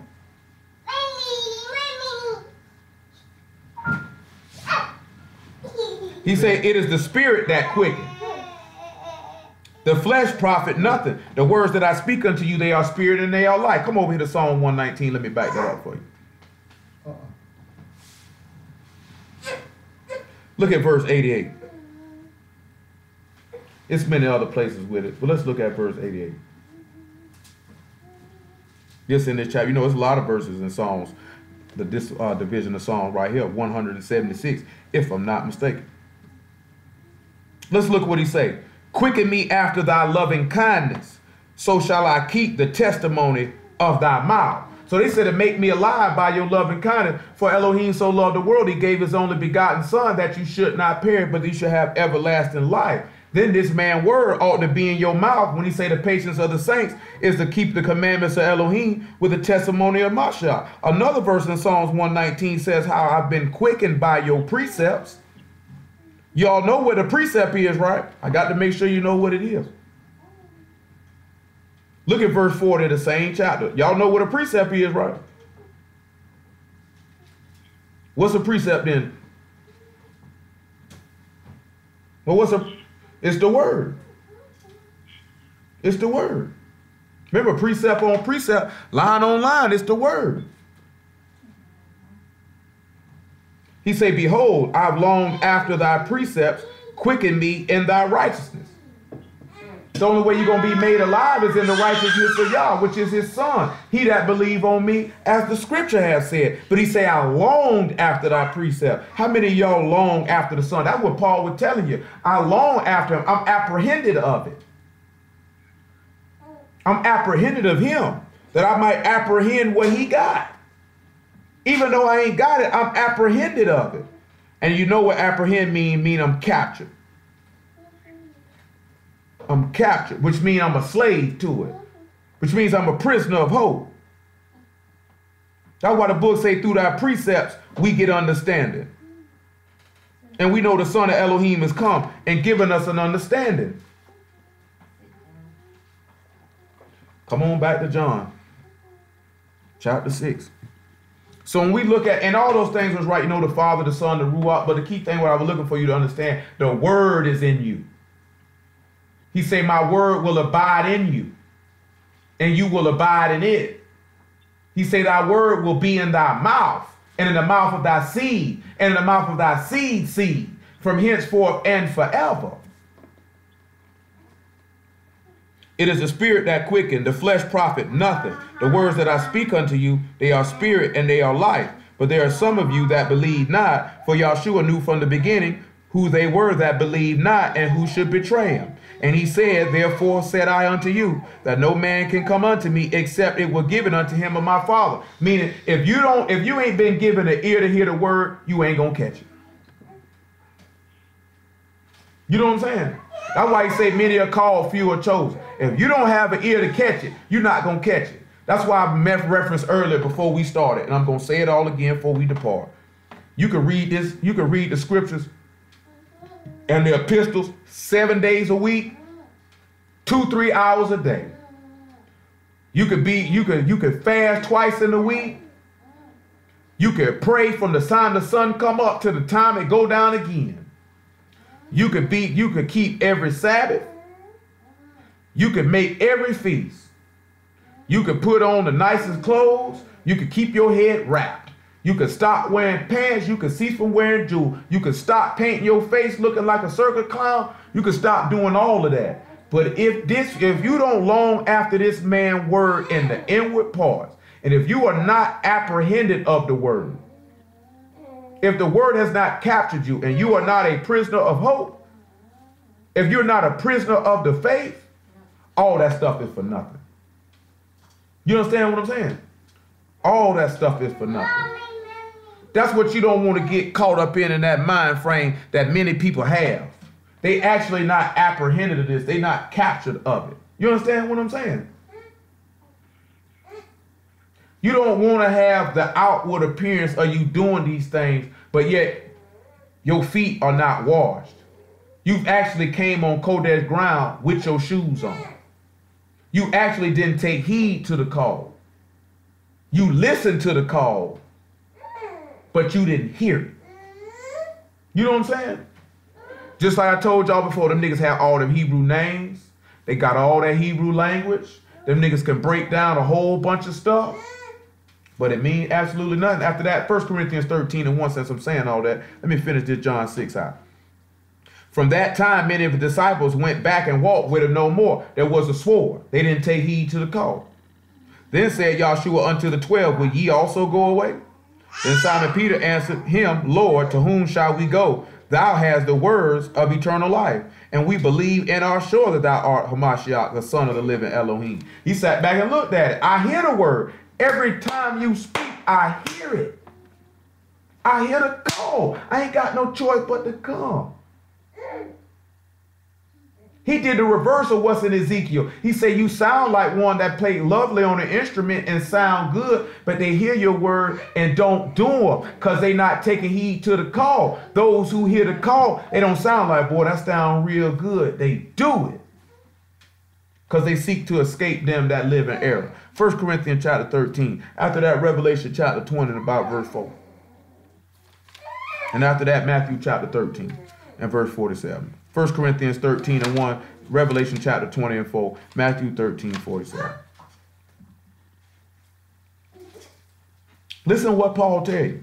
He said, though I speak with the tongues of men and of angels and have not charity, I am become as a sounding brass or a tinkling cymbal.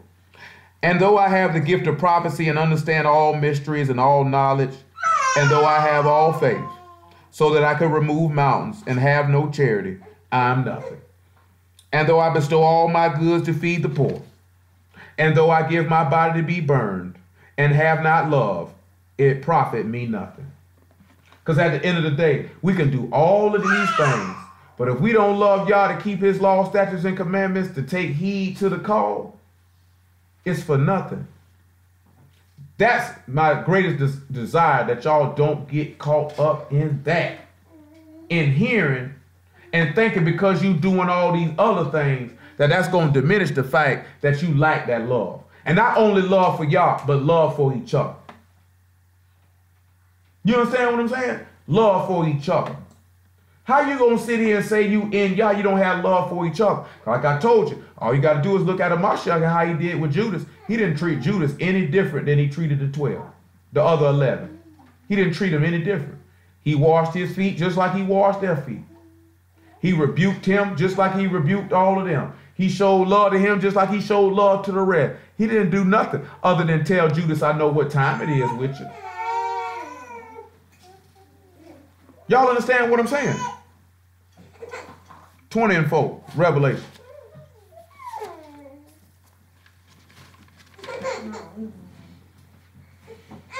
And I saw thrones, and they that sat upon them, and judgment was given unto them. And I saw the souls of them that were beheaded for the witness of Yahshua and for the word of Elohim, and which had not worshipped the beast, neither his image, neither received his mark upon their foreheads or in their hands.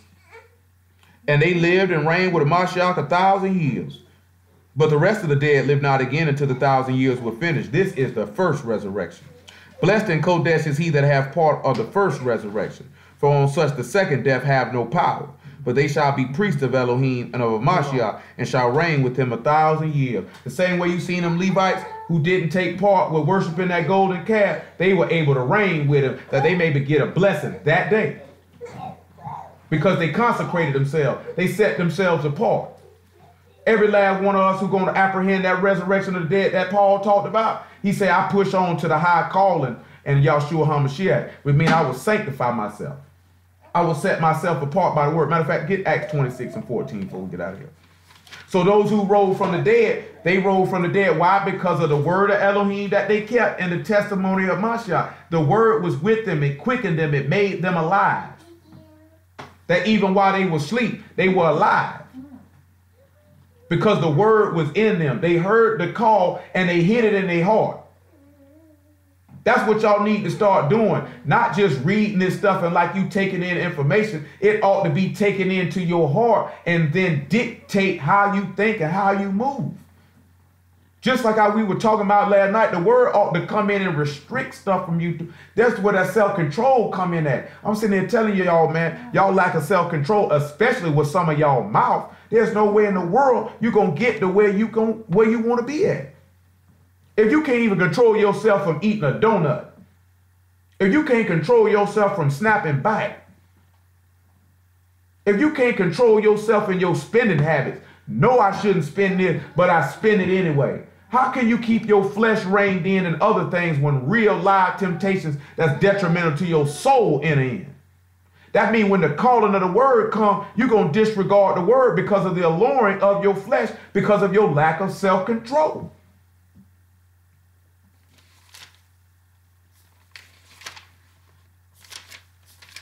(26:14) in the book of Acts. Okay then.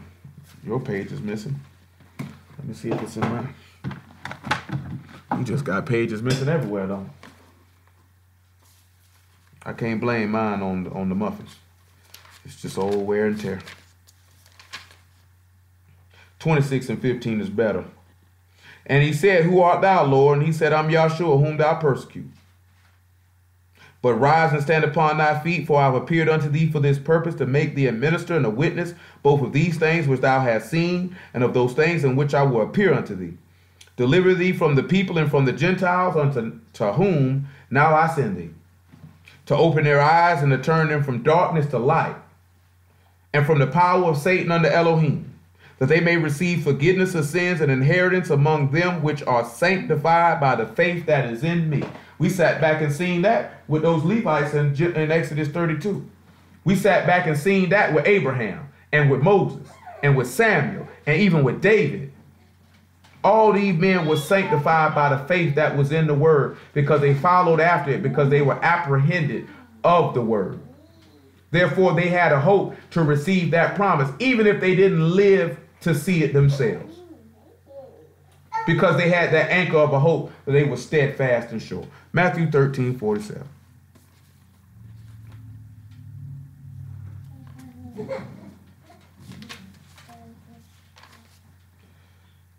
And again, the kingdom of heaven is like unto a net that was cast into the sea and gathered of every kind, which when it was full, they drew to shore and sat down and gathered the good into vessels, but cast the bad away. So shall it be at the end of the world. The angels shall come forth and sever the wicked from among the just, and shall cast them into a furnace of fire. There shall be wailing and gnashing of teeth.